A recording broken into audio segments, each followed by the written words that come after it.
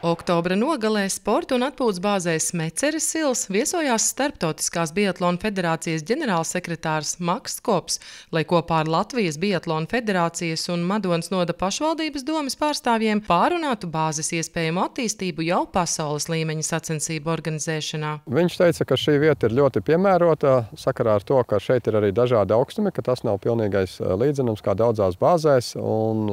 Priekš attīstības un iespējām izveidot pasaules klases biatlona bāzi un šeit organizēt sacensības, šī vieta ir ļoti laba. Svarīgi bija saprast, ka tas ir iespējams, un Lielā federācija to atzina. Tā galvenā iecerē ir loģistikas centra būvniecība, kur ir skiču projekts, kurš ir diskutēts ar ABU, atzīts par labu, esam mazliet pieprecizēts priekš lielajiem standartiem, priekš A licences, bet tā ir galvenā investīcija, kas ir vajadzīga. Papildus resursi sniega ražošanai, sniega noglabāšanai. Šodien redzējām, ka tas strādā, bet to sniegu vajag noglabāt vēl vairāk.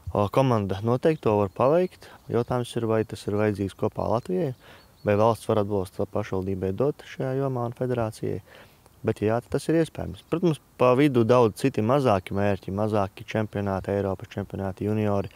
Bet pasaules kausa Madonā ir iespējams. Attīstoties bāzē, protams, ir iespējas sarīkot liela mēroga starptautiskas sacensības, bet otrs un droši vien varbūt vēl svarīgāks arī šeit sportistiem, jebkuriem gan augsta līmeņa Latvijas, gan arī šeit pat vietējiem mazajiem bērniem, visu laiku palielinās iespējas izmantot šo bāzi, trenēties, un arī tas, ko redzam šobrīd, tāda 28. oktobrī, mēs varam sākt slēpot, un šī trasa ir pieejama arī visiem. To, ka Smeceres Ila bāze, pateicoties pašvaldības mērķtiecīgam darbam un investīciju piesaistē nepārtraukti attīstās, novērtē arī sportisti. Tostarp četrkārtējais Eiropas junioru čempions Ritvars Ļepeškins, kuru sastopam trasē, kas veidota no deponētā sniega. Madona pēdējo gadu laikā ļoti attīstījusies. Ziemā ļoti garš trašu tīkls, kur slēpot. Salīdzinot ar citām valstīm, tas ir konkurētspējīgas vai pat labākas kā kaimiņu valstīs.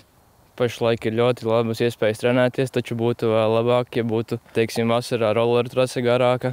Taču, kā uzsver Gunārs Ikaunieks, iecere par bāzes attīstību neatiecas tikai uz slēpošanu, biatlonu vai rolleriem.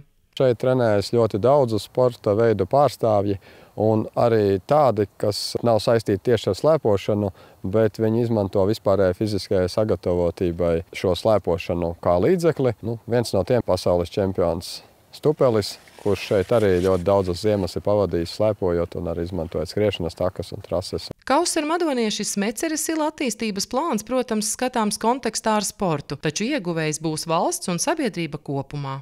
Ja šī bāze attīstās līdz A līmeņa licencei, tad tas ir iegums ne tikai novadam, bet visai Latvijai.